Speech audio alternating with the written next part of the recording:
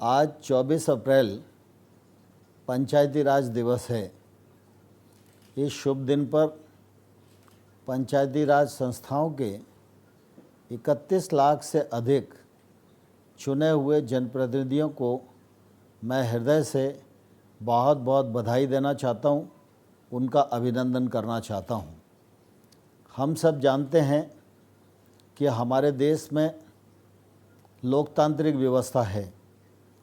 लोकतांत्रिक व्यवस्था के अंतर्गत गांव-गांव में स्वराज की रोशनी आए, इसलिए 2.5 लाख से अधिक ग्राम पंचायतों का गठन किया गया, मध्यवर्ती पंचायतों का गठन किया गया, जिला पंचायत का गठन किया गया और इनके माध्यम से लगातार सरकार की ये कोशिश रहती है कि केंद्र सरकार से और राज्य सरकार से राशि जाए, मार्गदर्शन जाए, योजना जाए और चुने हुए प्रतिनिधियों के माध्यम से गांव का विकास सुनिश्चित हो।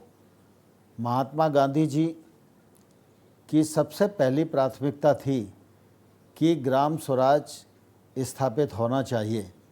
मुझे प्रसन्नता है कि जब प्रधानमंत्री नरेंद्र मोदी जी ने देश की सरकार का कामकाज संभाला, तब से लगातार इस दिशा में बहुत गंभीरता से ध्यान देना शुरू किया। आप सबको ध्यान में है, जब 13वें फाइनेंस कमीशन की रिपोर्ट आई थी तो 2.5 लाख पंचायतों को 5 वर्ष में खर्च करने के लिए सिर्फ 65,000 करोड़ रुपया मिलता था।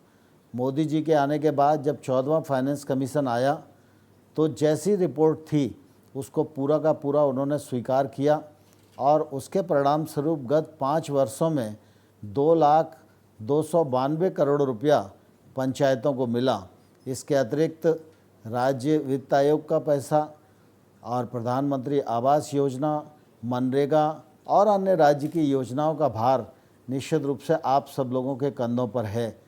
आप सबको ध्यान में है कि गत 5 वर्षों में हमारी लगातार इस बात की कोशिश रही है कि पंचायतें पारदर्शिता से काम करें, जो एसेट बनाएं उनका जियो टैग हो, जिससे किसी को कुछ भी कहने का अवसर नहीं मिले।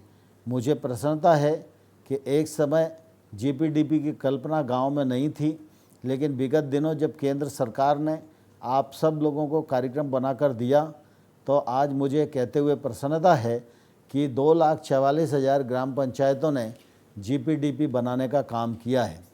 आज हमारा देश कोरोना वायरस के संकट के दौर से गुजर रहा है।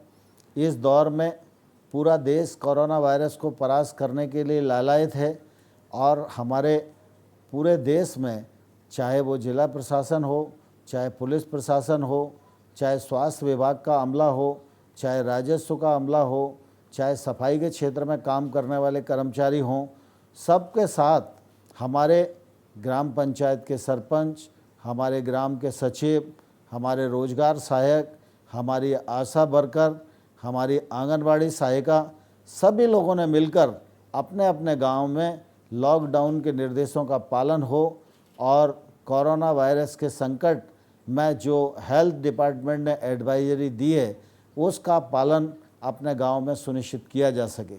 जो गांव में गरीब लोग थे, जिनके पास खाद्यान्न की व्यवस्था नहीं थी, उनको भी खाद्यान्न उपलब्ध हो और उनमें से कोई भी भूखा न रहे, यह भी सुनिश्चित करने का काम आप सब लोगों ने किया है।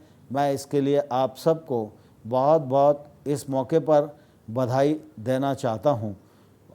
आज के दिन आप सबको मालूम है कि भारत सरकार पंचायतों को प्रोत्साहित करने के लिए अनेक पुरस्कार देने का काम पंचायती राज दिवस के अवसर पर किया करती थी।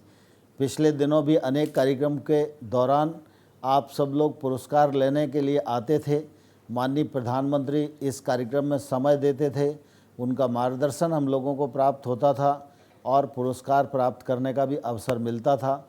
लेकिन कोरोना वायरस की इस घड़ी में न तो कोई बड़ा कार्यक्रम आयोजित किया जा सकता है, ना ही आप लोग अपने अपने स्थान पर चलकर किसी एक स्थान पर इकट्ठा हो सकते हैं और इसलिए हम लोग इस बार आपको अलग माध्यम से संवाद कर रहे हैं और मुझे प्रसन्नता है कि इस संवाद में माननीय प्रधानमंत्री जी भी आज हम सबके मध्य उपस्थित हुए हैं।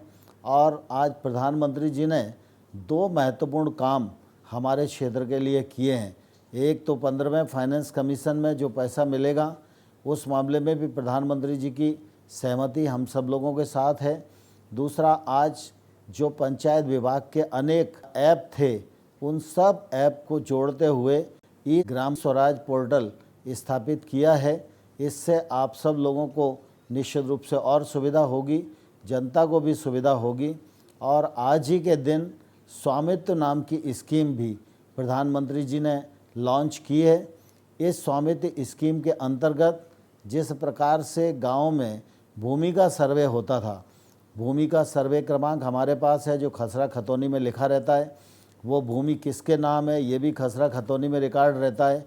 और इसी रिकॉर्ड के कारण हम अपनी खेती की भूमि के मालिक होते हैं।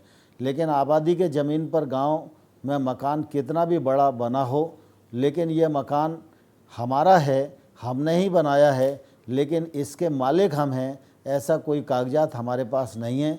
स्वामित्व स्कीम के माध्यम से प्रधानमंत्री जी ने ये मालिकाना हक हम लोगों को राज्यों से मिलकर देने की पहल प्रारंभ की है। यह पहल निश्चित रूप से स्वागत योग्य है। यह सर्वे देश भर में ड्रोन के माध्यम से होगा और आने वाले कल में गांव के आबादी क्षेत्र में जो हमारी संपत्ति है उस संपत्ति के हम मालिक भी होंगे और इस संपत्ति का उपयोग हम अपने कामकाज को बढ़ाने के लिए, कभी बैंक में गारंटी देने के लिए, कभी अन्य स्थान पर जमानत देने की ज़रूरत होती है तो इस संपत्ति का उपयोग हम कर सकेंगे।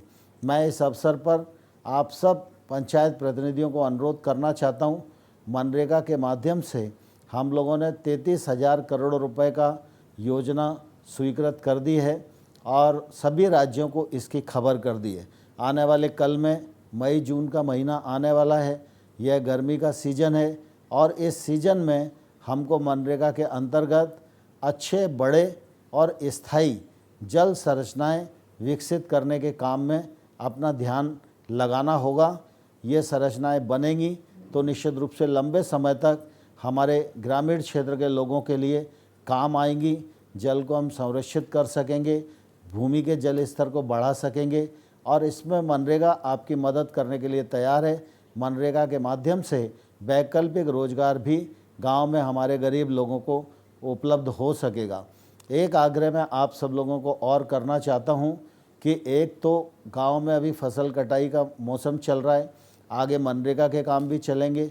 इन मनरेगा के काम में भी जो स्वास्थ्य विभाग ने कोरोना वायरस से लड़ने के लिए हमको एडवाइज किया है, चाहे वो मास्क लगाने का मामला हो, चाहे सैनिटाइज़र के उपयोग का मामला हो, चाहे साबुन से हाथ धोने का मामला हो, इन सब का हम सब लोगों को पालन करना है।